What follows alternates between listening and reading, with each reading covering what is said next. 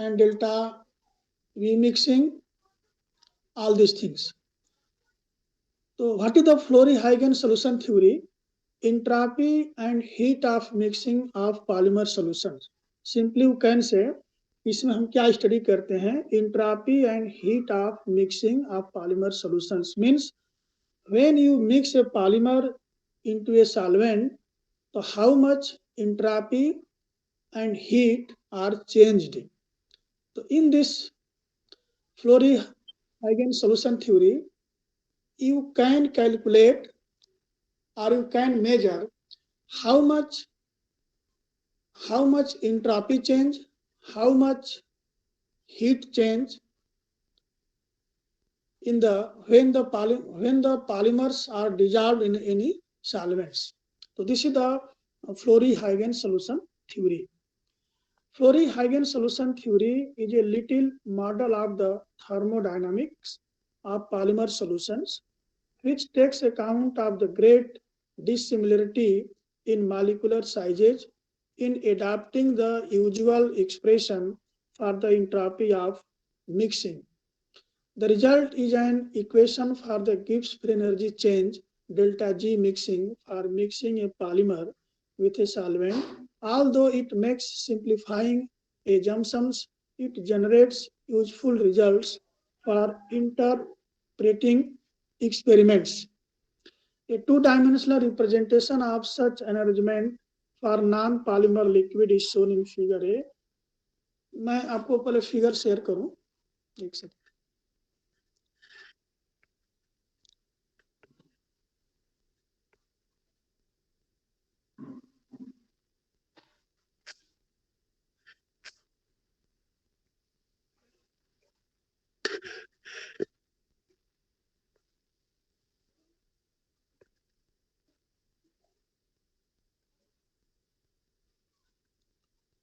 देख सकते हैं फिगर में जो लेफ्ट साइड है ये नॉन पॉलीमर मॉलिक्यूल्स है और बीच में सॉल्वेंट प्लस पॉलीमर, और जो बी फिगर है राइट साइड में इसमें सॉल्वेंट में कैसे पॉलीमर मॉलिक्यूल्स डिजॉल्व होते हैं वो इसमें शो कर रहा है. तो मैं फिर इसको रिपीट कर दूं कि Flory-Huygens solution theory is a lattice model for the thermodynamic of polymer solutions, which takes account of the great dissimilarity in molecular sizes in adapting the usual expression for the entropy of mixing. इसमें होता क्या है कि when a normal solute are mixed in a solvent, in that case the entropy change delta S you can calculate by K log W. Delta S is equal to K log W. W is the probability of finding the solute molecules in the solvent lattice. लेकिन जब हम normal solute लेते हैं तो उस entropy change delta S equal to K log W formula से हम calculate कर सकते हैं. लेकिन इसमें क्या है, पॉलीमर मॉलिक्यूल्स और बिग मॉलिक्यूल्स. पॉलीमर मॉलिक्यूल्स को जब हम सॉल्वेंट में डिजॉल्व करते हैं that polymer molecules break into segments. वो छोटे छोटे सेगमेंट्स में टूटते हैं, ब्रेक होते हैं. सेगमेंट मीन्स मान लीजिए कोई बड़ा मॉलिक्यूल्स पॉलीमर का है, जब उसको आप डिजॉल्व किए तो सेगमेंट में ब्रेक हुआ. किसी सेगमेंट में 10 मॉलिक्यूल्स हैं, किसी सेगमेंट में 5 मॉलिक्यूल्स हैं, किसी सेगमेंट में 15 मॉलिक्यूल्स हैं. तो मेरे कहने का मतलब यह है कि वो डिफरेंट सेगमेंट्स में पॉलीमर मॉलिक्यूल्स ब्रेक होकर के तब सॉल्वेंट में डिजॉल्व होते हैं. और नॉर्मल केस में क्या होता है, आप किसी भी नॉर्मल सॉल्यूट को वाटर में या किसी सॉल्वेंट में डिजॉल्व करिए तो वो सिमिलर आयंस में टूटते हैं, सिमिलर एटम्स में या आयंस में, और जो सॉल्वेंट मॉलिक्यूल्स के किसी भी लैटिस साइट्स में जा करके अपने को ऑक्युपाई कर लेते हैं. जिसमें फिगर में बनाया हूं देखिए लेफ्ट साइड में ए दिया हुआ है. जो डार्क है that is the solute molecules. चाहे तो बड़ा करके देखिए, जो डार्क है सॉल्यूट मॉलिक्यूल्स है, और जो सिंपल है sphere that is the solvent molecules. उसमें सॉल्वेंट मॉलिक्यूल्स में जो सॉल्यूट मॉलिक्यूल्स हैं वो उसके लैटिस साइड पे ऑक्युपाई किए हुए हैं।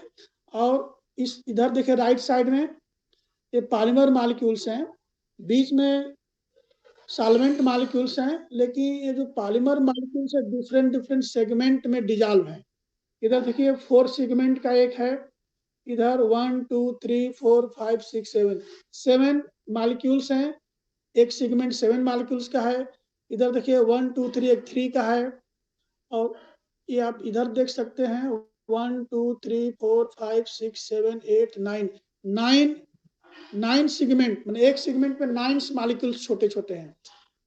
तो ये डिफरेंट डिफरेंट सेगमेंट्स में पॉलीमर मॉलिक्यूल जो है सॉल्वेंट में डिजॉल्व होते हैं। तो इस केस में जब हम entropy mixing of entropy calculate करते हैं, तो जो नॉर्मल सॉल्यूट के केस में हम जो कैलकुलेट करते हैं उससे चेंज होता है, उससे डिफरेंट आता है, बल्कि कम entropy change is less in the comparison to solute molecule. तो इसी को फ्लोरी एंड हाइगेंस ने कैलकुलेट किया है। फिर मैं इसको समराइज कर दूं, जब किसी नॉर्मल सॉल्यूट मॉलिक्यूल्स को किसी सॉल्वेंट में आप डिजॉल्व करते हैं, तो जब मिक्स होता है सॉल्यूट, तो जो इंट्रॉपी चेंज होती है उसको हम normally entropy change delta S equal to K log W, Maxwell Boltzmann equation में आपको बताऊंगा बाद में, उसे कैलकुलेट कर लेते हैं।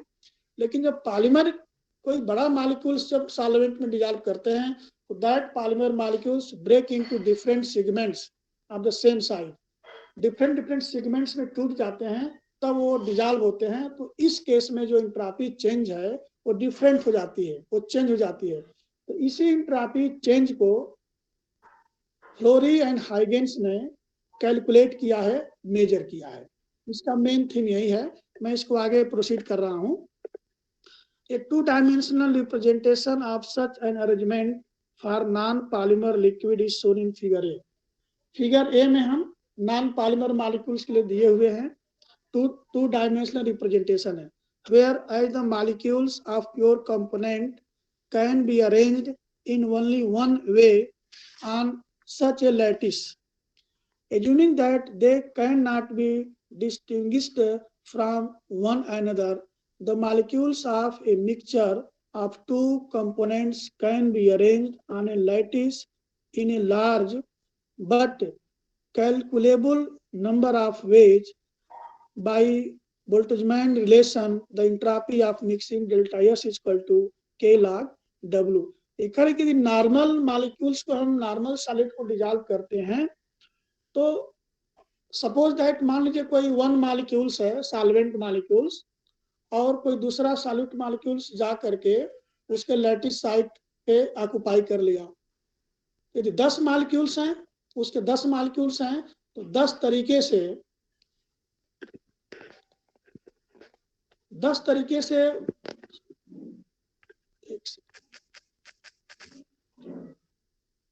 तरीके से वो सॉल्वेंट लैटिस साइट्स को ऑक्युपाई कर सकते हैं। तो जो वे होगा, कहने का मतलब कि सॉल्वेंट लैटिस साइट को ऑक्युपाई करने के 10 तरीके हो सकते हैं।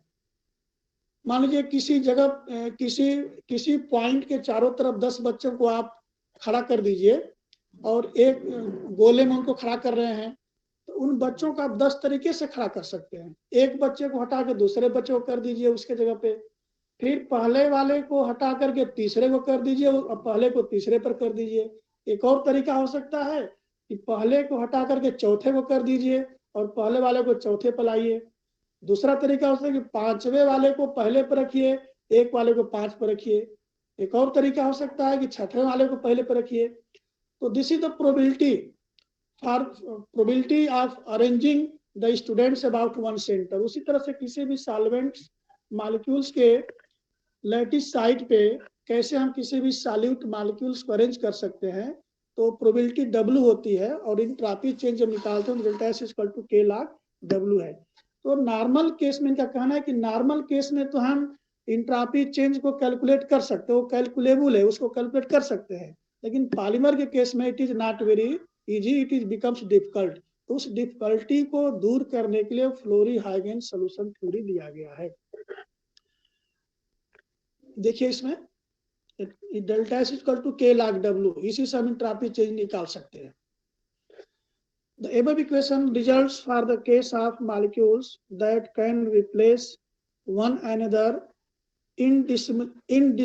indiscriminately on the lattice। ये कारण कि ये फार्मूला तब यूज कर सकते हैं कि किसी भी मॉलिक्यूल्स को आप कहीं भी हेफेजट तरीके से रख सकते हैं। उसमें ये नहीं देखना है किसको कहाँ रख सकते हैं, हम किसी को कहीं भी रख सकते हैं, इसलिए कि जो सॉल्यूट मॉलिक्यूल्स हैं they are the same size, उसमें कोई अंतर नहीं, किसी को कहीं भी रख सकते हैं। तो उस केस में डेल्टा एस इक्वल टू इतना इन्होंने कैलकुलेट किया है। It is assume that the polymer की बात हम कर रहे हैं। It is assume that the polymer molecules consist of a large number x of chain segments. Polymer molecules में जो ब्रेक करता है तो डिफरेंट डिफरेंट सेगमेंट्स में ब्रेक करता है। वो सेगमेंट्स मीन्स एक सेगमेंट्स में 8 मॉलिक्यूल हो सकते हैं, 10 मॉलिक्यूल्स होते हैं, तो इस तरह से कई सेगमेंट में पॉलीमर मॉलिक्यूल्स ब्रेक करता है। Each link occupies one lattice site, giving the arrangement of figure B. The solution is assumed to be concentrated enough that the occupied lattice sites are distributed at random rather than lying in a well-separated regions of X occupied sites E. It can now be seen quantitatively why the entropy of mixing of polymer solution is small compared to that with normal solutes. There are fewer ways in which the same number of lattice sites can be occupied by polymer segments. Fixing one segment at a lattice point severely limits the number of sites available for the adjacent segments. ये इसमें मैं इसका theme आपको ये बता दूं कि करें कि मान लीजिए किसी एक सॉल्वेंट मॉलिक्यूल्स के चारों तरफ कोई एक सेगमेंट पॉलीमर का है, तो उस पॉलीमर सेगमेंट्स को हटा करके दूसरे पॉलीमर सेगमेंट को प्लेस कर सकते हैं लैटिस साइट में, फिर उसको हटा के तीसरे को प्लेस कर सकते हैं। इनके मतलब what is the meaning of this sentence? एक सॉल्वेंट साइट्स के चारों तरफ यदि डिफरेंट डिफरेंट सेगमेंट्स को आपको रखना है तो एक सेगमेंट्स रखिए पॉलीमर का, फिर उसके रिप्लेस करके दूसरा सेगमेंट रखिए, फिर तीसरा सेगमेंट रखिए, इस तरह आप रख सकते हैं। तो इस केस में जो इंट्रॉपी चेंज आता है मिक्सिंग का वो कुछ कम होता है in the comparison to normal solid molecules. The appropriate calculation of W for such a model is due separately to Flory and Huygens. Their results, which only differ in minor detail, are known as the Flory-Huygens theory of polymer solution. तो मैं इसको conclude कर दूं कि normal solid से polymer solid के case में जो डेल्टा एस मिक्सिंग होती है कुछ कम आता है, और इसको फ्लोरी और हाइगेंस थ्योरी ने कैलकुलेट किया है। तो this is the Flory Huggins solution theory. Simply what Flory Huggins solution theory ने क्या है, simply it deduce and relation which measure the entropy change in mixing of polymer into the solvent, that is nothing, और कुछ भी नहीं है। जब हम पॉलीमर मॉलिक्यूल्स को किसी सॉल्वेंट में डिजॉल्व करते हैं तो इंट्रॉपी कितनी चेंज हुई, मिक्स करने पे कितना इंट्रॉपी चेंज हुई, उसी को उन्होंने कैलकुलेट किया है। उसी को कैलकुलेट करने के लिए उन्होंने फार्मूला डिड्यूस किया है। And the next page, this is the theory. Theory इसका क्या है? The thermodynamic equation for the Gibbs energy change accompanying at constant temperature and external pressure is delta G mixing is equal to delta H mixing minus T delta S mixing. This is a simple relation of thermodynamics. Delta G is equal to delta H minus T delta S. In the thermodynamics, you previously this is a familiar equation in the thermodynamics. Delta G is equal to delta H minus T delta S. Here suffix M means mixing. Delta G mixing is equal to delta H mixing minus T delta S. This is a simple equation. A change denoted by delta is the value of a variable for a solution of mixing minus the value for the pure components considered separately. कह रहे हैं कि ये जब हम किसी भी polymer किसी भी सॉल्यूट मॉलिक्यूल्स को जब सॉल्यूशन में डिजॉल्व करते हैं तो उसकी इंट्रापी कितनी चेंज हुई, और प्योर सॉल्वेंट की जो इंट्रापी थी, दोनों का जो डिफरेंस होता है उसी को हम कैलकुलेट करते हैं delta G. The objective is to find explicit formula for delta HM and delta SM, the enthalpy and entropy increments associated with the mixing process। कह रहे हैं कि हमारा एम क्या है, इनके थ्योरी का जो ऑब्जेक्टिव क्या था, टू फाइंड एक्सप्लिट का मतलब होता है कि उसमें कोई कंफ्यूजन हो जाए, accurate value for the entropy change and heat change in the mixing the polymer in the solvent molecules. यही इनका एम है, कैलकुलेट करना है इंट्रापी चेंज और ये आपका heat change. The result obtained by Flory and Huygens is delta H G mixing is equal to RT. This is the simple relation, RT N1 log phi1 plus N2 log phi2 plus N1 phi2 chai 1 2। ये क्या मैं इसको आपको explain कर रहा हूँ, ये normal equation इन्होंने फाइंड आउट किया है, मैं डेरिवेशन भी आगे बताऊंगा। इनका थ्योरी है यही कि delta G mixing equal to RT N1 log phi1 plus N2 log phi2 plus N1 phi1 chai 1 2, where phi1 and phi2 are the volume functions of the solvent and polymer respectively, defined as phi1 is equal to N1 B1 0 B1 bar 0 upon N1 B1 bar plus N2 V2 bar 0, phi2 is equal to N2 V2 bar 0 upon N1 B1 0 plus N2 V2 0, where B1 bar 0 and V2 bar 0 are the partial molar volumes of the pure solvent। Partial molar volume of the pure solvent, इसको मैं next lecture में discuss करूंगा कि partial molar solvent क्या होते हैं and pure solute respectively. ये जो इक्वेशन दिया हुआ है कि delta GM is equal to RT N1 log phi1 plus N2 log phi2 plus N1 phi1 chai 1 2, ये यही इन्होंने कैलकुलेट डिड्यूस किए थे इक्वेशन को। क्या स्क्रीन नहीं आ रही सर?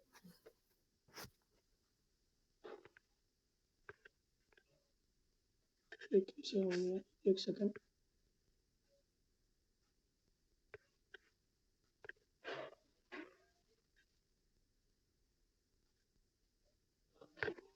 अब बताइए, अब भी नहीं विजुअल है कि नहीं? नो।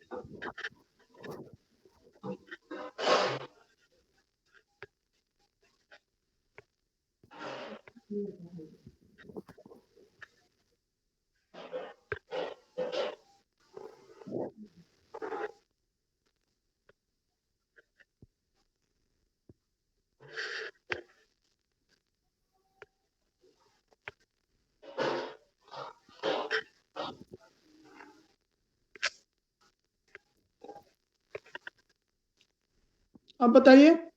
हाँ सर। चल ठीक है, तो this is the simple formula which deduced by the Flory and Huggins. Delta G mixing equal to RT N1 log phi1 plus N2 log phi2 plus N1 phi2 chai 1 2। मैं जब इसको derive करूंगा तो explain करूंगा कि क्या है। phi1 is equal to ये, where B1 0 and B2 bar 0 are the partial molar volumes of the pure solvent and pure solute respectively. The right hand side of the equation 2 is a function of the number of moles N1 and volume fraction phi1 of solvent component first, the number of moles N2 and volume fraction phi2 of polymer components 2, with the introduction of a polymer X parameter चाई, जो x जैसे उसको चाई हम बोलते हैं, जो parameter है ये, इस parameter chi to take account of the energy of inter dispersing polymer and solvent molecules. ये एनर्जी रिलेटेड सिंबल है। Chi is the energy related symbol. जब हम पॉलीमर मॉलिक्यूल्स को सॉल्वेंट में डिजॉल्व करते हैं तो कितना एनर्जी चेंज हुआ उसको ये रिप्रेजेंट करता है। R is the gas constant and T is the absolute temperature.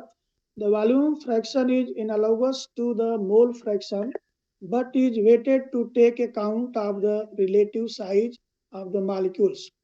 For a small solute, the mole fraction would appear instead, and this modification is the innovation due to Fleury and Huygens. In the most general case, the mixing parameter chi is a free energy parameter, thus including an entropic component. जो parameter mixing parameter free energy का है, entropic component में इसको हम include करेंगे। Entropic components means components which related to the entropy. तो this is the Flory Huggins solution theory. अब इसको हम कैसे डिराइव करते हैं, हम डेरिवेशन भी आपको दिए हैं, इस दे सकते हैं derivation. We first calculate the entropy of mixing. हम सबसे पहले एंट्रोपी ऑफ मिक्सिंग को कैलकुलेट करेंगे। The increase in the uncertainty about the locations of the molecules when they are interspread in the pure condensed phase, solvent and polymer. Everywhere we look, we found a molecule. ये कह रहे हैं कि हम entropy change उस समय calculate करेंगे जब कोई पॉलीमर मॉलिक्यूल्स जो है सॉल्वेंट्स में इंटर स्प्रेड हो जाए, मतलब उसमें डिजॉल्व हो जाए। In the pure condensed phase, solvent and polymer, everywhere we look, we find a molecule. Of course, any notion of finding a molecule in a given location is a thought experiment since we cannot actually examine spatial locations, the size of molecules. The expression for the entropy of mixing of a small molecules in terms of mole fraction is no longer reasonable when the solute is a macromolecular chain. We take account of this symmetry in molecular sizes by assuming that individual polymer segments and individual solvent molecules occupy sites on a lattice. Each site is occupied by exactly one molecule of the solvent or by one monomer of the polymer chain. So the total number of sites is n is equal to n1 plus x n2, where n1 is the number of, next page है ये, where n1 is the number of solvent molecules and n2 is the number of polymer molecules, each of which has x segments. मैं इसको explain कर दूं कि when polymer molecule, जब polymer molecules को solvent में डिजॉल्व कर देते हैं तो जितने सॉल्वेंट मॉलिक्यूल्स होंगे, मान लीजिए n1 मॉलिक्यूल्स हैं सॉल्वेंट के और n2 मॉलिक्यूल्स जो है माइक्रो मॉलिक्यूल पॉलीमर के हैं और उसमें x से मल्टीप्लाई किए हैं, मींस x सेगमेंट है। x सेगमेंट का मतलब कि कोई बड़ा पॉलीमर मॉलिक्यूल्स यदि 10 सेगमेंट में ब्रेक होता है तो every segments have different molecules. किसी सेगमेंट में 7 मॉलिक्यूल्स हैं, किसी में 12 हैं, किसी में 10 हैं, किसी में 15 हैं, दे मे बी डिफरेंट। तो ये सेगमेंट में टूट रहे हैं, तो मान लो 10 सेगमेंट में तो x से हमने मल्टीप्लाई कर दिया। तो पहले तो पॉलीमर मॉलिक्यूल्स, ये सॉल्वेंट मॉलिक्यूल्स n1 है तो n1 लैटिस साइट हो गया। लैटिस साइट मींस मतलब कि उतनी जगह पर हम रख सकते हैं किसी भी सॉल्वेंट मॉलिक्यूल से, तो लैटिस साइट n1 हो गया। और जब पॉलीमर मॉलिक्यूल्स ब्रेक होता है, डिजॉल्व होता है, तो उसके x n2 लैटिस साइट हो गया। तो टोटल जो लैटिस साइट हो जाएगा ये n1 प्लस x n2। जैसे मान लीजिए हम सिंपली आपको बता दें, किसी कमरे में मान लीजिए 20 स्टूडेंट्स हैं और एक टीचर है, तो आपको कितनी चेयर चाहिए? 20 स्टूडेंट के लिए चाहिए और एक टीचर के 21 आपको चेयर चाहिए।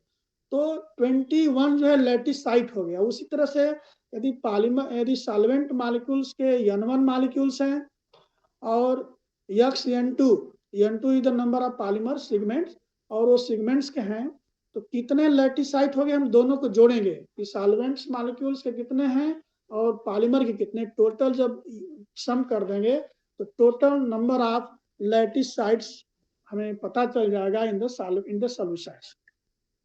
फिर N1 is the number of solvent molecules के नंबर हैं, और N2 is the number of polymer molecules के नंबर हैं, और चूंकि x सेगमेंट में टूट रहे हैं तो x से मल्टीप्लाई कर दिया है, तो टोटल लैटिसाइट हो गया, इतना लैटिसाइट उस सॉल्यूशन में है। For a random walk on a lattice, we can calculate the entropy change, the increase in spatial uncertainty as a result of mixing solute and solvent delta Sm. Delta Sm is equal to, यहाँ देखिए delta Sm is equal to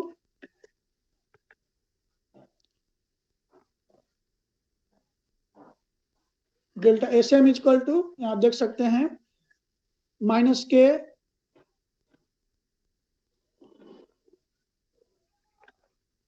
एक second,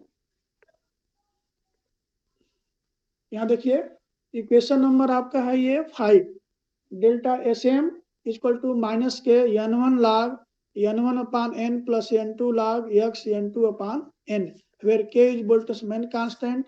Define the lattice volume fractions phi1 and phi2. Phi1 is equal to n1 upon n, phi2 is equal to x n2 upon n.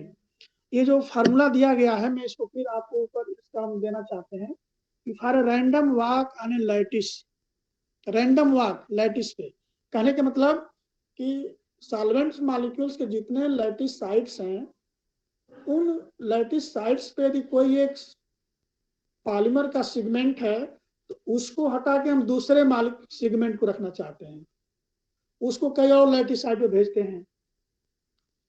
फिर next step में क्या करेंगे कि उस lattice site से हम उस सेगमेंट पॉलीमर सेगमेंट्स को हटा के किसी और लैटिस साइट में भेज देते हैं, वहां पे किसी और को हम सेट करते हैं। तो इस तरह से हम कितनी तरीके से उसको सेट कर सकते हैं। हमने एग्जांपल आपको दिया था कि मान लीजिए यदि किसी क्लास में 10 बच्चे हैं और 10 चेयर हैं तो उनको आप कितने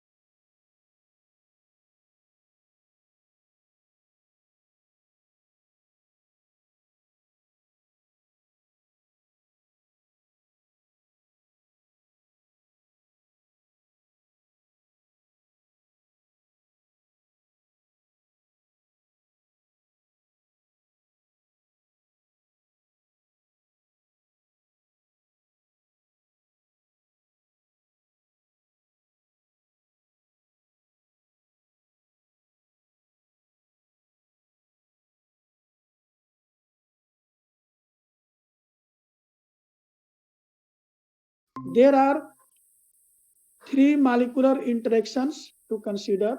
solvent इंटरेक्शन होगा, उसके लिए हम W11 लिखेंगे। W जो इंटरेक्शन को रिप्रेजेंट कर रहा है, 11 मीन्स सॉल्वेंट्स में इंटरेक्शन होगा। मोनोमर W22 मीन्स ये सॉल्यूट मॉलिक्यूल्स हो गया। Not the covalent bonding but between different chain section and monomer solvent W12। ये कह रहे हैं कि इंथैल्पी चेंज यदि कैलकुलेट करना है तो इंटरेक्शंस 3 प्रकार के होंगे। सॉल्वेंट इंटरेक्शन, उसको हम W11 से रिप्रेजेंट करेंगे। फिर सॉल्वेंट पॉलीमर इंटरेक्शन, उसको हम W12 से रिप्रेजेंट करेंगे। और मोनोमर मीन्स पॉलीमर इंटरेक्शन को हम W22 से रिप्रेजेंट करेंगे।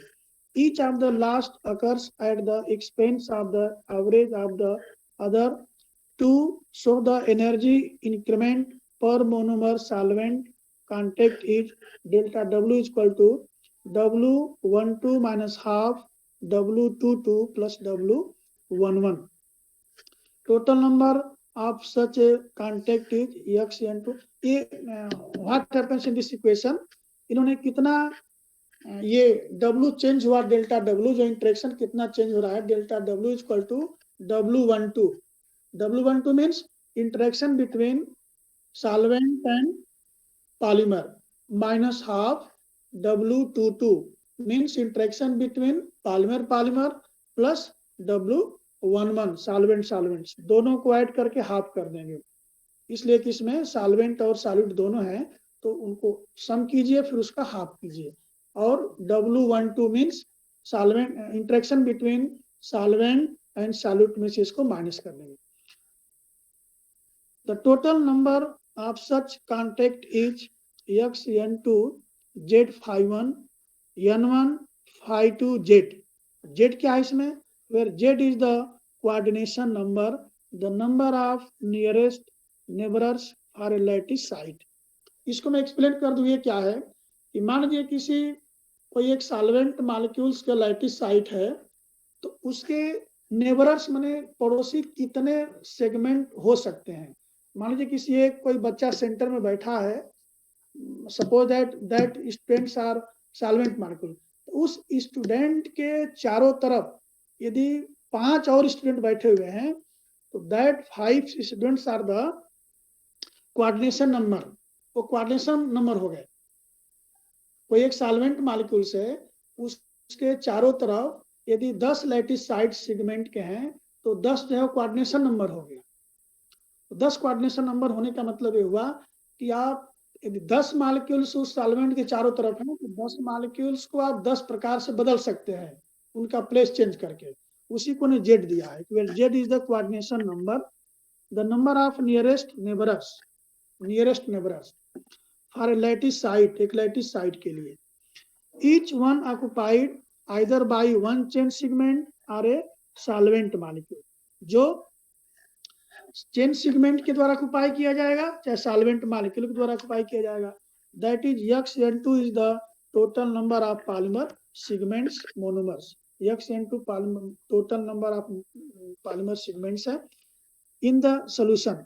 So Xn2 Z number of nearest neighbors sites to all the polymer segments, multiplying by the probability phi1 that any such site is occupied by a solvent molecule, we obtain the total number of polymer solvent molecular interactions.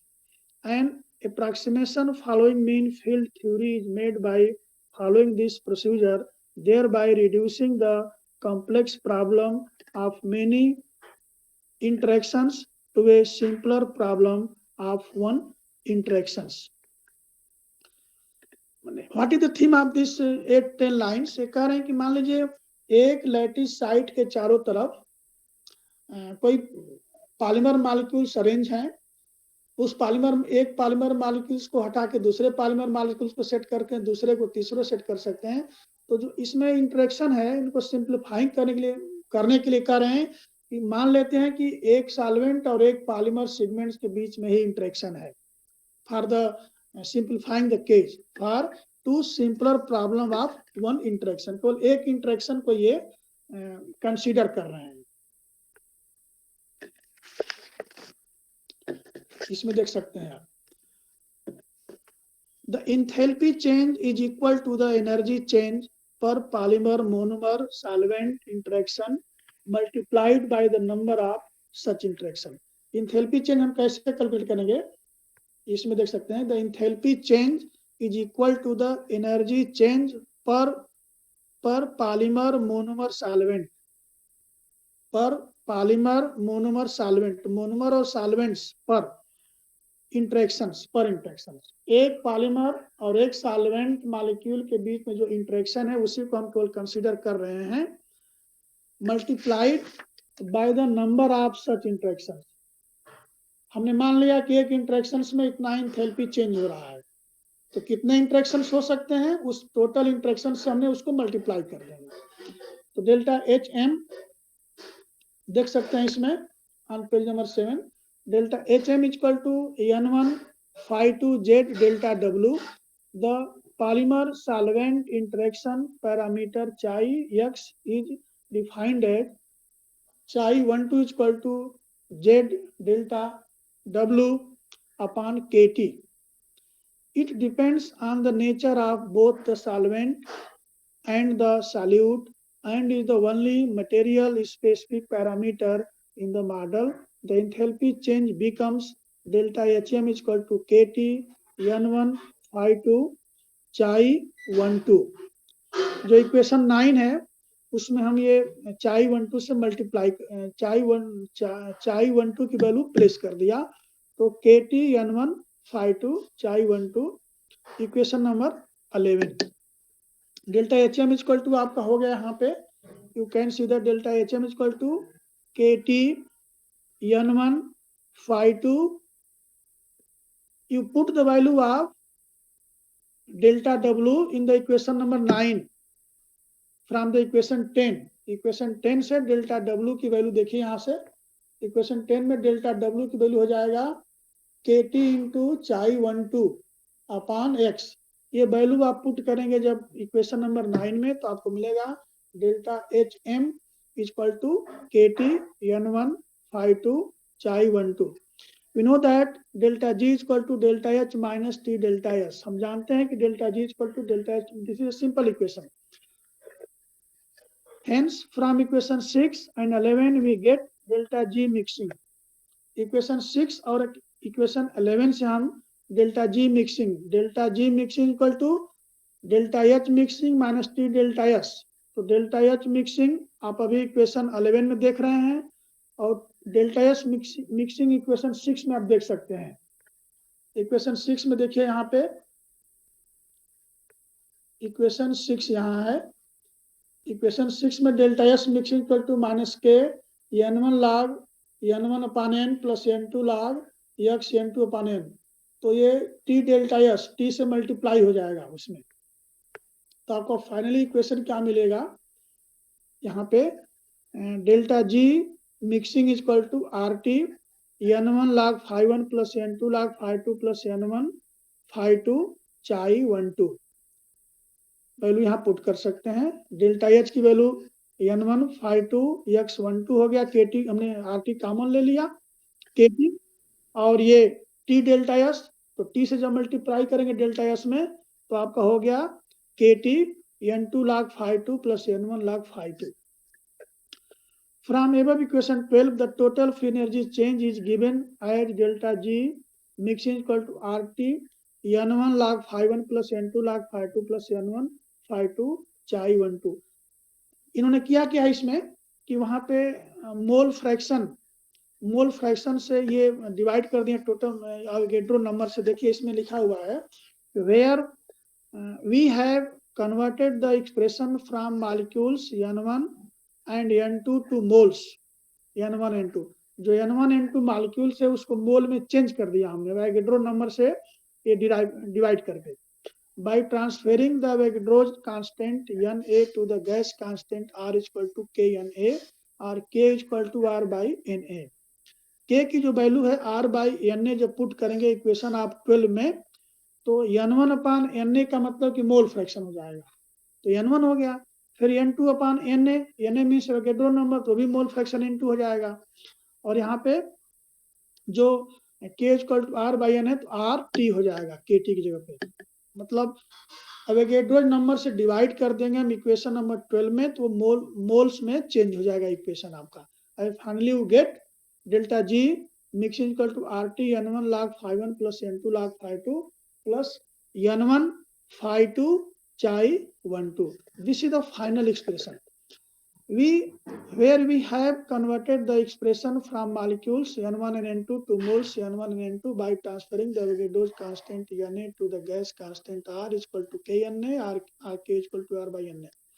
The value of the interaction parameter can be estimated from the Hildebrand solubility parameters delta and delta B.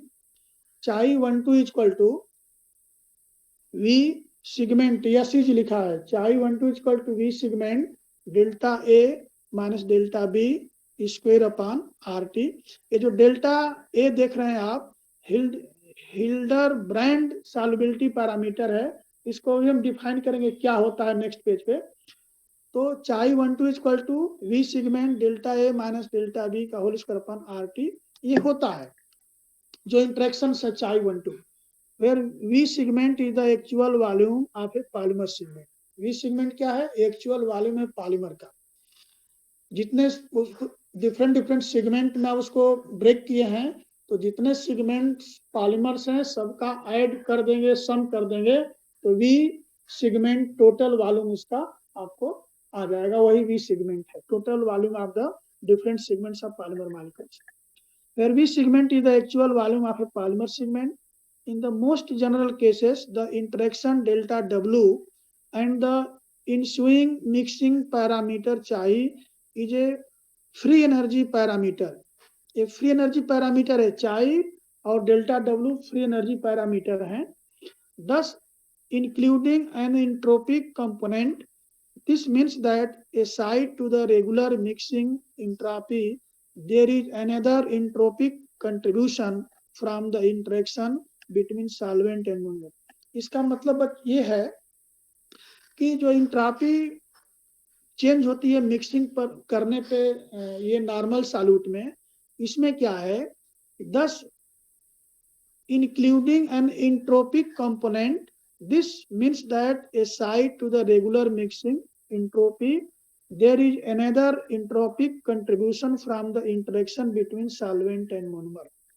मैं इसको थोड़ा explain करना चाहूंगा कि जब simple solute molecule को solvent में dissolve करते हैं तो उसमें इंट्रॉपी चेंज होता है, लेकिन इसमें भी इंट्रॉपी चेंज है, लेकिन जो सॉल्वेंट और सॉल्यूट में इंटरेक्शन है, due to solute and solvent interaction, उस इंट्रोपिक कंपोनेंट उसमें ऐड करना पड़ता है, उसी को उन्होंने ऐड करके, this means that aside to the regular mixing entropy, there is another entropy contribution from the interaction between solvent and monomer.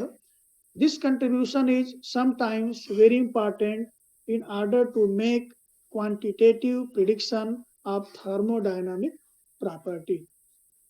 तो इस इक्वेशन से हम और भी थर्मोडायनामिक प्रॉपर्टीज होती है उसका हम प्रिडिक्शन करते हैं। तो ये तो आपका था फ्लोरी-हाइगेन्स theory.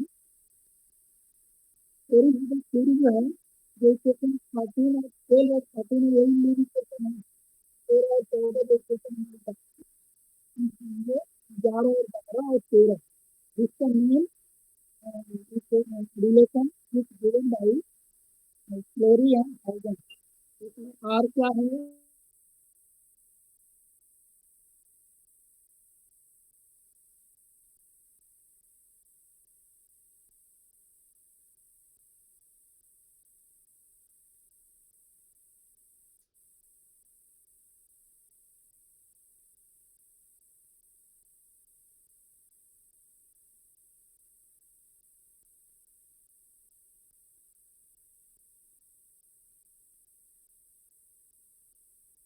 gas concentrated by partial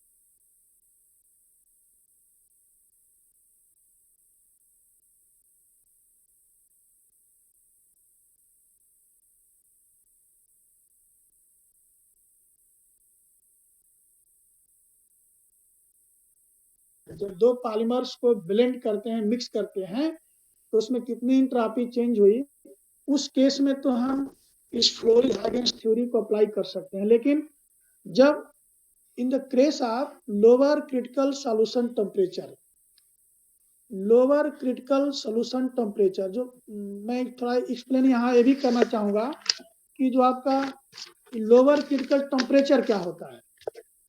critical temperature आप सुने होंगे कि the critical temperature is that temperature on which when mix the two solvents they are mixable, वो मिक्सेबल हो जाते हैं, आपस में मिक्स कर जाते हैं, उसको हम क्रिटिकल सॉल्यूशन टेम्परेचर कहते हैं। वह टेम्परेचर जिसपे सॉल्वेंट सॉल्यूट आपस में मिक्स कर जाए। लेकिन इसमें लोअर क्रिटिकल सॉल्यूशन टेम्परेचर क्या होते हैं, एक तो अपर क्रिटिकल सॉल्यूशन टेम्परेचर होता है, उसका मतलब यह है कि जब दो सॉल्यूट और सॉल्वेंट्स को आपस में मिक्स करते हैं तो उसका हम टेम्परेचर बढ़ाते जाते हैं। जब टेम्परेचर बढ़ाते हैं तो एक मैक्सिमम टेम्परेचर पे सॉल्यूट और सॉल्वेंट आपस में मिक्स होते हैं। जैसे आप एक्सपेरिमेंट में किसी किसी कॉलेज में ये फिनाल वाटर सिस्टम एक्सपेरिमेंट कराया जाता है, तो उसमें क्या होता है कि फिनाल और वाटर जो है मिक्स करते हैं, जब उसको हम गर्म करते हैं तो हायर टेम्परेचर पे जाके that solvent and solute molecules are mixable to each other. कुछ केस में क्या होता है, उसको कहते हैं, देखो क्रिटिकल सॉल्यूशन टेम्परेचर उसको कहते हैं कि हायर टेम्परेचर मिक्स हो जाए। The temperature at which complete miscibility is reached as the temperature is raised, or in some cases lowered used for the, तो मतलब यदि टेम्परेचर आप रेज करते हैं तो उस कंडीशन में जा करके वो मिक्सेबल होता है। अपर क्रिटिकल टेम्परेचर का मतलब ये होता है कि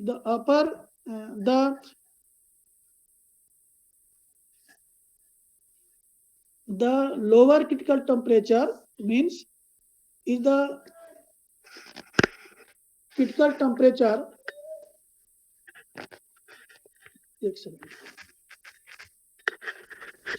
critical temperature at which components of mixture are miscible for all composition, below which, इसमें जब टेम्परेचर लो करते हैं उस टेम्परेचर में ये जो है मिक्सेबल होते हैं।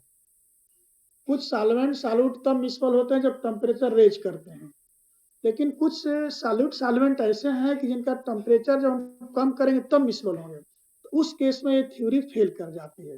केवल जो है ये अपर क्रिटिकल सॉल्यूशन टेम्परेचर थ्योरी में अप्लाई होगा।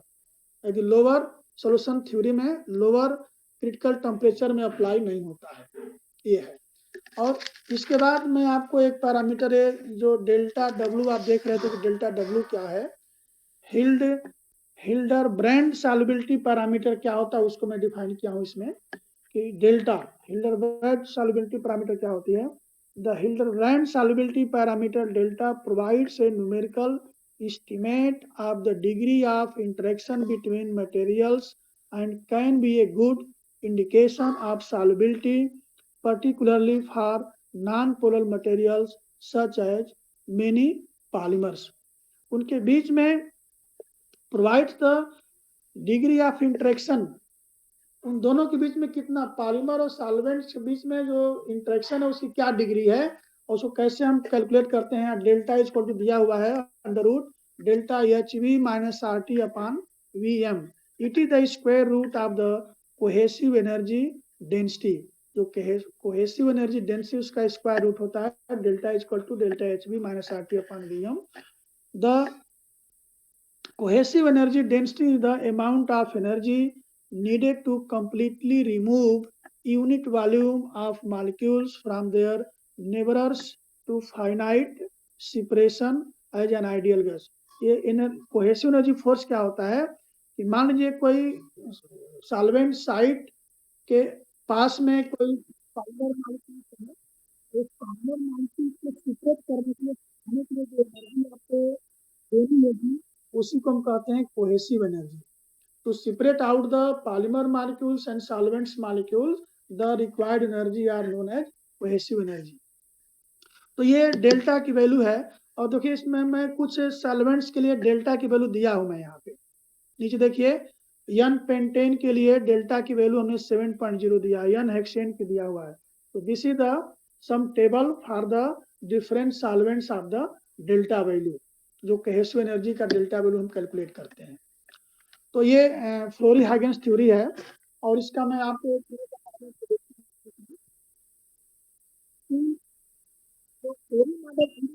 कंट्रीब्यूशन इन द रिसर्च में क्या कंट्रीब्यूशन, तो जो इक्वेशन 13 और 14 आप देखेंगे इसके हेल्प से यदि 2 सॉल्वेंट मॉलिक्यूल्स हैं, इसका आपको अल्ट्रासोनिक वेलोसिटी पता हो, डेंसिटी और विस्कोसिटी पता हो, तो और जितने भी पैरामीटर उनके क्या चेंज हो जाएंगे उसका प्रिडिक्शन करते हैं by applying these the formula of the Flory theory. You can predict the separate or different parameters of the that solvent solute molecules। आपको किसी दो पॉलीमर्स के कुछ डाटा पता हो, उसका विस्कोसिटी पता हो, अल्ट्रासोनिक वेलोसिटी पता हो, दोनों को मिक्स करिए और उसकी ये प्रॉपर्टी क्या क्या चेंज हो जाएगी उसका प्रिडिक्शन करते हैं। उसकी डेंसिटी, उसके ये रेखीय प्रसार गुणांक, बीटा प्रसार गुणांक, जितने भी फिजिकल पैरामीटर्स होते हैं केमिस्ट्री में, सबका ये थ्योरी प्रिडिक्शन करती है। ये रिसर्च एरिया में बहुत ये मतलब अच्छा टॉपिक लोग इसको लेते हैं सॉल्वेंट पे, कि 2 सॉल्वेंट्स का हमने डाटा लिया, उसको मिक्स किया, तो इस थ्योरी को अप्लाई करके उसका हम प्रिडिक्शन कर देते हैं कि जब ये डेंसिटी और अल्ट्रासोनिक वेलोसिटी का इतना है तो इनका और भी जितनी प्रॉपर्टी होती है फिजिकल प्रॉपर्टी ये होगी। और आप प्रिडिक्शन कीजिए और जब डाटा आप देखते हैं तो वही आपको मिलता है, वो वैल्यू जो वैल्यू होता है प्रिडिक्शन वाला वैल्यू और reported value, both values are match to each other. तो by the Flory Huggins theory you can predict the other physical parameters of the two solvent systems। 2 solvent को मिलाइए, उनका डाटा उस theory में fit कीजिए और भी प्रिडिक्शन कर सकते हैं। तो this is the importance of the Flory Huggins solution theory to predict the other parameters for the two polymer solvents when they are mixed to each other। तो ये एक तरह से मैं कह सकता हूँ कि मैं इसको फिर कंक्लूड करूं कि what is the Flory Huggins solution theory. It is simply it deduce the relation which calculate the entropy change in mixing a polymer molecules into a solvents।